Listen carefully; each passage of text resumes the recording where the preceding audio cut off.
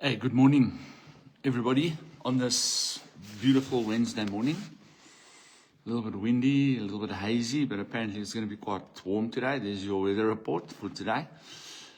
You know, the last couple of days, I've again been watching the Madlanga Commission, and I've been watching various news items from around the world.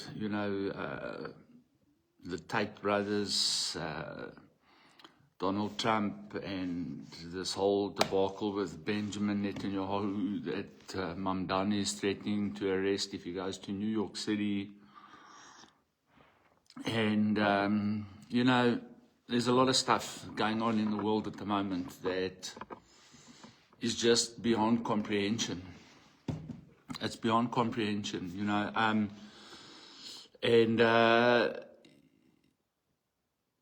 I often hear people speaking about this philosophy of karma, karma. What goes around comes around. You're going to reap what you sow, or sow what you reap, or reap what you sow. Yeah, reap what you sow. And, unfortunately, people, I've been on this planet long enough to have witnessed multiple times, where really bad people have literally gotten away with really bad things. I've, in my own personal space, I've seen people and witnessed people do really bad things and say really bad things about myself or to myself. And I've witnessed people that have gone out of their way to try and make my life difficult, and have gotten away with it, have absolutely 100% gotten away with it. And, I've often prayed to the Lord and I've said, your will be done. And it's obviously, his will is being done in that situation, and I just accept it like that. But my faith then dictates that I have an expectancy that at some point all of us are going to stand before God and are going to have to give an account for the way that we conducted our lives. Now, this is what I want to ask people, if you are, and this is not a religious discussion, this is outright just asking and questioning. If you, let's say you're an atheist, or you're an agnostic, you have no belief system whatsoever, there's no external supernatural involvement in any of this, in any of what we see, right? How do you, maybe you can put it here in the comments and help me to digest this thing, because it's the knowledge that at some point, possibly after we leave this natural existence, that people that do the things that we witness that they're doing are going to have to give to an account, that gives me comfort. It gives me comfort in the fact that people get away with murder on this planet. And I was just wondering, with like atheist people and agnostic people and people who don't believe in reap and sow, and people who don't believe in karma, and people who don't believe in, this stuff, this spiritual, extra natural stuff. How do you process what you see going on your television set at night? Perhaps you don't watch TV because of it. I don't know. But I watch this Madlanga Commission, right? And I'm watching what is happening. And, I saw this Maamela 300 million rand odd of assets that have been now expropriated from him, by asset forfeiture unit. And then I watched Mark Sham on Political Insider, and what really scratched a nerve in me is when he said that we understand that some people are just untouchable. So as much as that guy, everything he's got is as a result of fraud and as a result of, the way that he's been conducting his life, stealing billions of rands from the poor. That's who he's stealing from. He's stealing from the poor.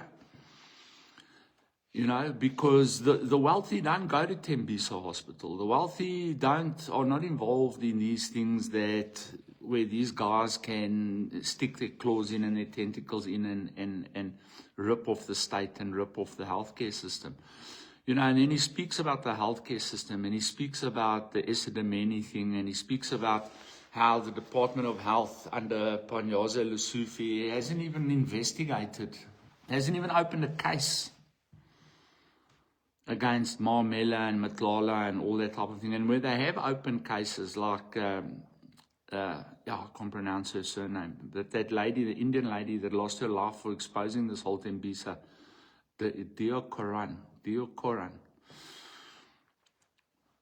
not even charged. They've caught the killers, but the guys that sent the killers haven't even been charged. There's not even a smell of smoke on these guys. They're in court. Matlala's in court for fraud and these types of things. He's got multiple charges still pending. But, none of these things that, let me rather say it this way. None of the people who are involved in the orchestration at the top level of these crimes is being brought to book, So it literally works like this. If I'm related to the President of South Africa, or I'm related to a top-level executive council member of the ANC or of the government, if I've got a connection in cabinet, law doesn't apply to me at all, whatsoever. And they'll take all that stuff, but I promise you, within a couple of weeks, months, maybe a year or two, it'll all be back, because he will have his finger in some other criminal pie. So there will be absolutely no karma and absolutely no consequence for this individual, Same with Cyril Ramaphosa, with this entire Pala thing. Same with Jacob Zuma and state capture, and same with the arms deal, Shabir Sheikh, and, same with all of these guys, bro. So now how do you process that, right? Knowing that, like me, and most of you that watch me are the same as me in this sense. You get up every single morning and go and face whatever you have to face at your place of employment or your business. All the cuck you have to eat, all the red tape you have to jump through. Many of you, I hear a lot of my friends that are in business. I'm fortunate I don't have this problem. I'm a not-for-profit company, so, I've got tax exemption for what I do, recovering and rehabilitating drug addicts, because we don't make massive amounts of profit. And this is exactly what I'm saying. Last night I was listening to the numbers these guys are talking about. Gayton McKenzie, 31 million rand in 5 weeks. I've been working my whole life, bro. Yes, I've had spaces where I was on drugs and I was doing stupid stuff. But other than that, within that space, even though I was addicted, and there were moments in my life where I had to resort to crime for my addiction, right? I didn't have to, but I had to. I was being pushed by my addiction. Addiction doesn't want to hear excuses, bro. So you make a plan. But for every other single minute of my life, I've worked. Even in my addiction, I worked. I had jobs. I worked in clubs. I worked. And since I've come out of my addiction, I've been working flat out for 20 years now. 17 years I've been out of my addiction. Rehabilitating addicts. Working, bro. For me, particularly in the early stages of this ministry, 36, 48 hours, no sleep, running around on the streets looking for kids, you know, to put them into rehab and help them get their lives right. This is what I've been doing. And I haven't got 1% of 31 million rand. 5 weeks, but 31 bar. 2 billion, yeah. 300 million rand, yeah. There, a billion. There, another 100 million. There, 40 million. There, 60 million. Are you listening to these numbers? You will work your entire life. Work these fingers to the bone. And you will not come within 1% of what these people steal in a year. And then they get away with it.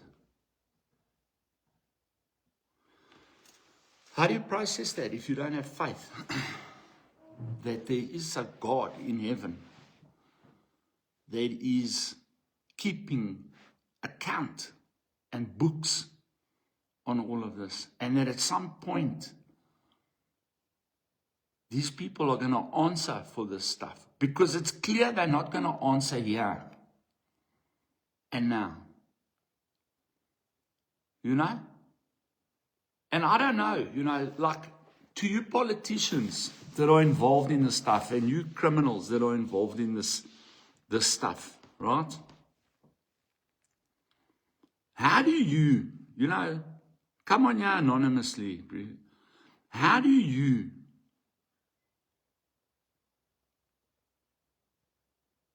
placate your consciences, hey? Like when you get in that Lamborghini and you start, I love Lamborghini. I love Lamborghini. For me, since the Lamborghini Countach when I was a kid, that's the car. I also love Ferrari, I love Porsche. But if I had money, that wouldn't even be a debate. That would be a Lamborghini.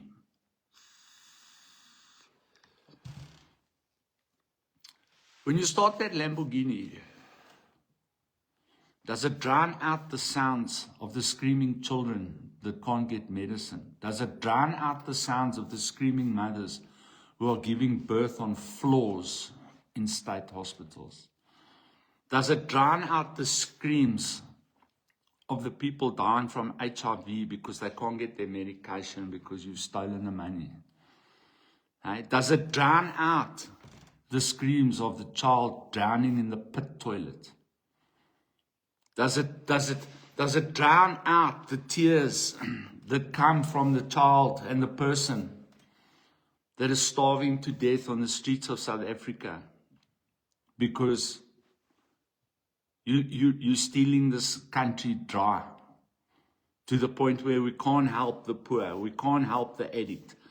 Last night, a guy phoned me, and I was so rude to him, and eventually, my conscience hit me, and I sent him a message back. I said, "I'm so sorry I was so rude to you, brother. But you have to understand the realities of where we're living in South Africa." The guy phones me, he stays here near me. He stays here near Orange Farm, black guy. His name's Nati. And he says to me, "Pastor Dave, please, I've got 6 people here that desperately need rehab. And they've got no access to money, and and he gives me the whole rundown." And I said to him, "Bud, let me tell you something. I can take a van now and I can drive around Joburg and I can pick up 500 addicts like that now. 500, easy. That's easy. I could probably fill up a train of people that need help right now." I said, "But we can't get the money. We can't get the funding. And when we apply for the funding, then the department wants to take control of our institutions and dictate how we must spend that money and who we must spend it on. And of course, I can't help you, but because I don't have access to those resources. Meanwhile, Morgan Maumela has got 10 to 15 luxury cars, houses in Bantry Bay, houses in Belita, houses in Sandhurst, houses, but people are dying. Did that stuff drown out their screams, bro? Is it worth it? Is it worth it? I don't know. I don't know, is it worth it? Is it worth it to you to drive your Lamborghini and see the starving people on the side of the road and the people dying on hospital floors with no medicine and no bandages and no blood and no equipment and no flip and nothing because you've got a couple of Lambos?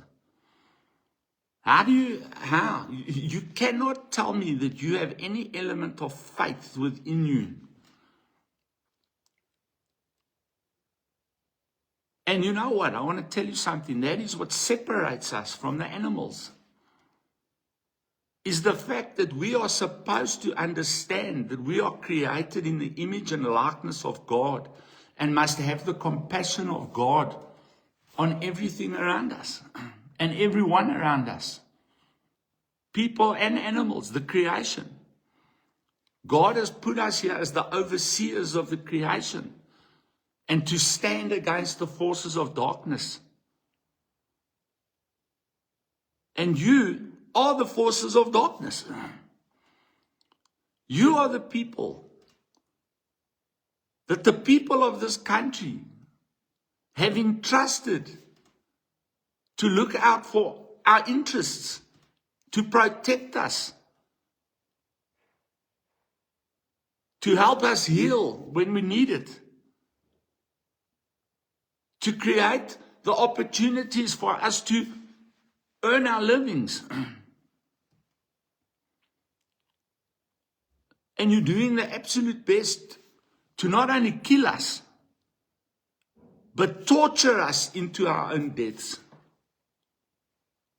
While you hobnob around the world, you know, 31 million rand for a soccer team that couldn't get it past the second round. And what aggravates me in the whole story is that there's development sport in this country that can't get money. They can't get money at all. You know? Boxing gyms, soccer clubs, rugby clubs. I saw there was one, what was it? Cricket or netball, water polo. Can't get money, bud. But you've got 31 bar that you can spend on a holiday to the United States with 75 of your mates.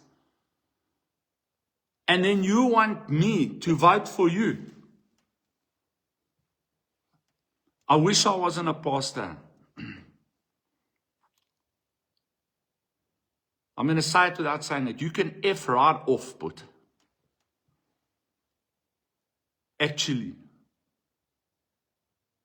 what an absolute piece of shit you are, bro. As are all these cadres in this government. How do you sleep at night, but?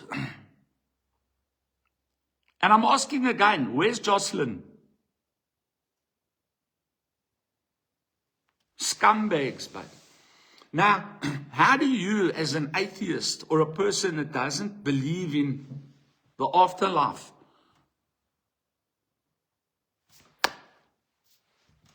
deal with this? Because the only way I can comprehend this and understand this is, okay, you're going to get away with it, yeah. Okay. But there's a God in heaven, bud. And the price you're going to pay when you meet that God in heaven is going to be so extreme that life in prison would seem like a children's party. And that's how I console myself. That's how I console what I see in my country every day. And I actually wonder if you yourselves have gotten to the point of depravity where you actually believe your own lies. Where when you blame the past, or you blame a specific racial demographic, or you blame Donald Trump, or you blame this one, or you blame Israel, or whoever you're blaming, you're forever blaming somebody. I actually think you believe what you're saying, because you're so evil that you can't discern between what truth and lie are anymore within yourself. The Bible says that your conscience has been seared. You know, if you understand what seared is, it's when you take a lacquer rum steak and you put it on the braai. That searing. Your conscience has been burnt out of your humanity, which then dictates that you are no longer human. Because a human without conscience is not a human. In fact, a human without conscience is below the animal kingdom. You're a thing. A thing. And I want you to know that. You're not a human. You're not even an animal. Because animals have more compassion for each other. Snakes have more compassion for other snakes than you have for your own species, my friend.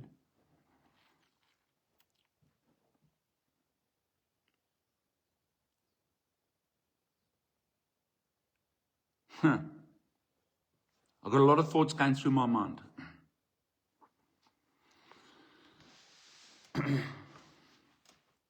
Let me tell you something.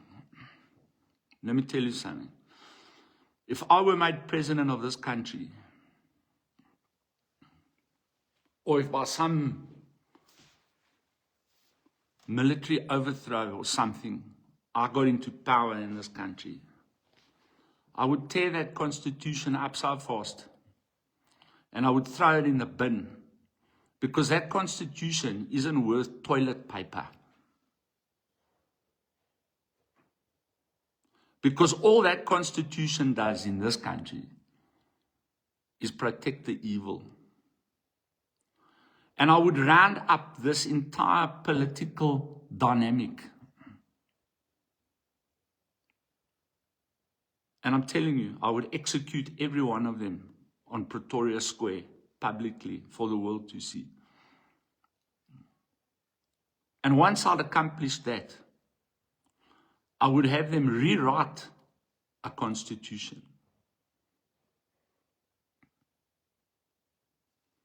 that is really free and fair and protects everybody. And then I would step out and let the people make their choice. That's what I would do. 100%, that's what I would do.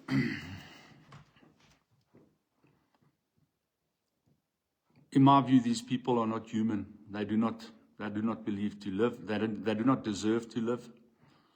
They've killed millions of our own people. They're helping to kill people all around the world. And I'm well within the biblical standard to say what I've just said. Well within it. An eye for an eye, a tooth for a tooth, my friend. That is the law. And it says this, that those who are in positions of authority carry a greater burden of responsibility. And evil kings, right through the Bible, were eliminated. End of story. End of story. That's my message to you today.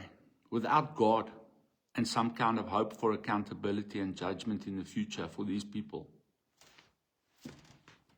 what hope do we have to get it in South Africa today under this constitution? God bless, guys. Have a fantastic day. Chat soon.